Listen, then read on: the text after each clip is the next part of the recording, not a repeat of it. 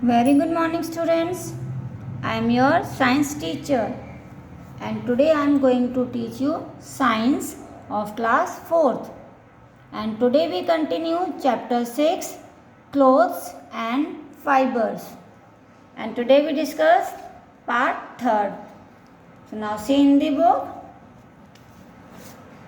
This is your science book, science of class 4th. Now open chapter number 6. See, this is the chapter number 6, clothes and fibers. In part 1 and part 2, we already discussed about the why do we need clothes and types of clothes and materials for clothes. Now today we start on page number 60. See here, this is the page number 60. हम types of material के बारे में पढ़ रहे थे बच्चों part 2 में.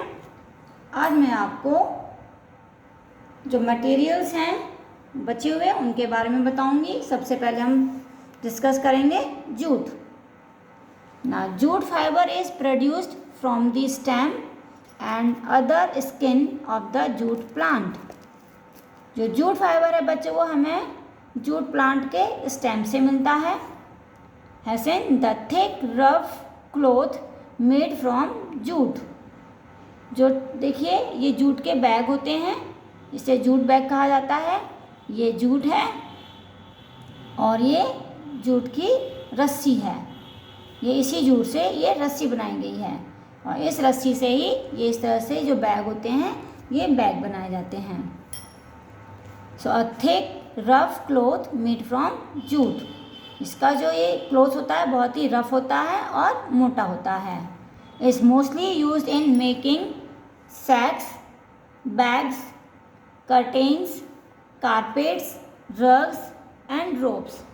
इसका यूज़ बच्चों बोरे बनाने में, बैग बनाने में, पर्दे होते हैं वो बनाने में, कारपेट बनाने में और जो रस्सियाँ होती हैं उनको बनाने में किया जाता है.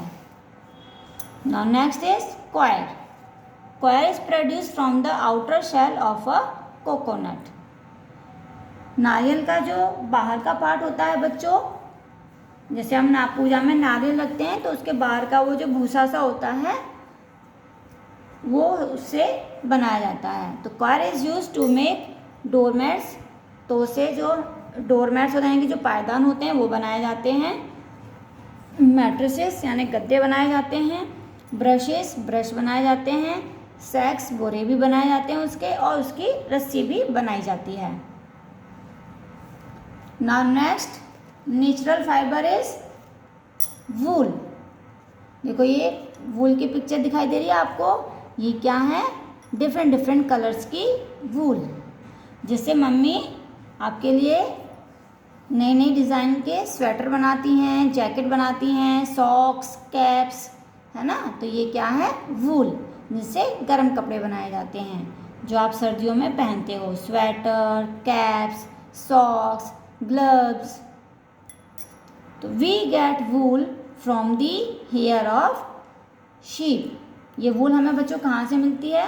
जो भेड़ होती है भेड़ों के बाल से मिलती है. The coat of hair on sheep is called fleece.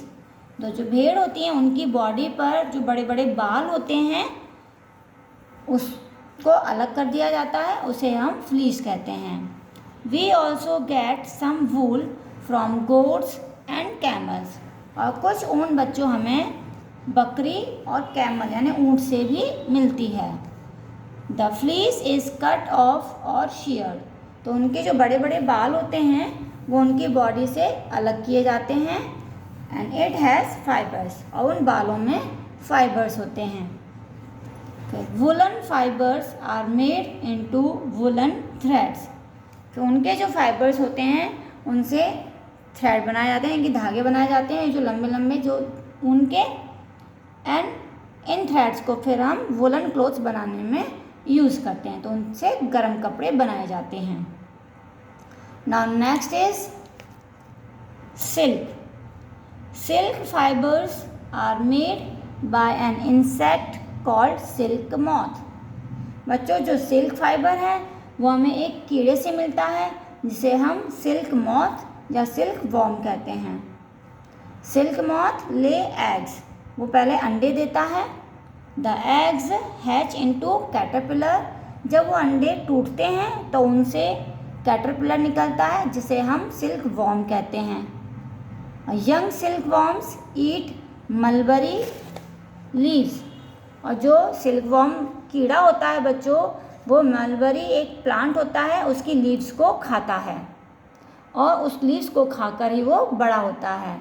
देखो ये आपको कीड़ा दिखाई दे रहा है, ये है सिल्क वॉर्म, और ये ग्रीन लीव्स आपको दिखाई दे रही है, ये है मलबरी प्लांट की लीव्स. और देखो ये हैं बच्चों इसके अंडे, इन अंडों में से ही ये सिल्क वॉर्म निकलता है.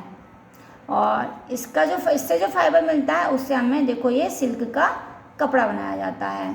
ये है सिल्क का कपड़ा जो शाइनी शाइनी होता है. The silkworm spin a silky thread and wrap it around their bodies.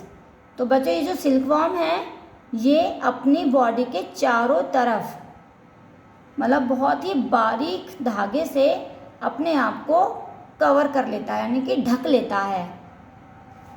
And this silkie covering, और जब वो अपनी बॉडी को पूरा ढक लेता है तो उसे कहा जाता है ककुन. अब cocoons are put in hot water, फिर इन ककुन को यानी कि वो पूरी बॉडी उसके अंदर बंद हो चुकी है तो उसको कहते हैं ककुन.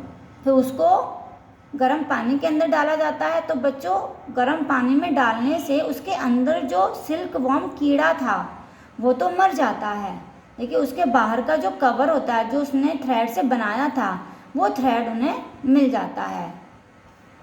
And then silked workers carefully unwind this thread and the thread is woven into silk clothes.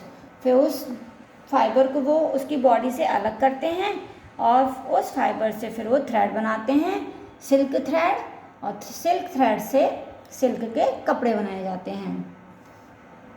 तो ये थे बच्चों नेचुरल फाइबर. अब है सिंथेटिक फाइबर्स.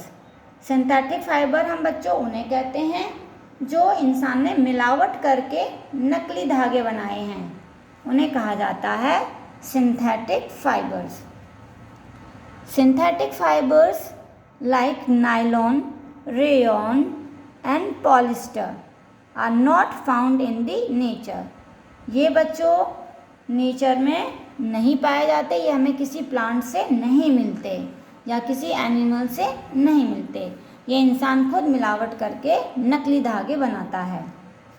तो they are prepared artificially and are called man made fabrics, इसलिए हम इनको सिंथेटिक या फिर मैन मेड फैब्रिक्स कहते हैं. दीज फैब्रिक्स आर स्ट्रेचेबल, ये फैब्रिक्स बच्चों खिंचने वाले होते हैं, जैसे रबड़ खिंचती है इसी तरह से ये भी खिंचने वाले होते हैं, वाटर प्रूफ होते हैं एंड व्रिंकल फ्री, यानी कि इन पर सरवटें नहीं पड़ती, यानी कि ये सिकुड़ते नहीं हैं. दे ड्राई वेरी क्विकली, और इनसे बने हुए कपड़े बहुत जल्दी सूख जाते हैं. Synthetic fibres are non porous, और जो सिंथेटिक फाइबर्स होते हैं बच्चों वो नॉन पोरस होते हैं, लेकिन इनमें से कोई इस तरह से मतलब बहुत ज़्यादा शाइनीदार नहीं होते हैं. तो इसलिए part 3 is completed. So thank you, have a nice day.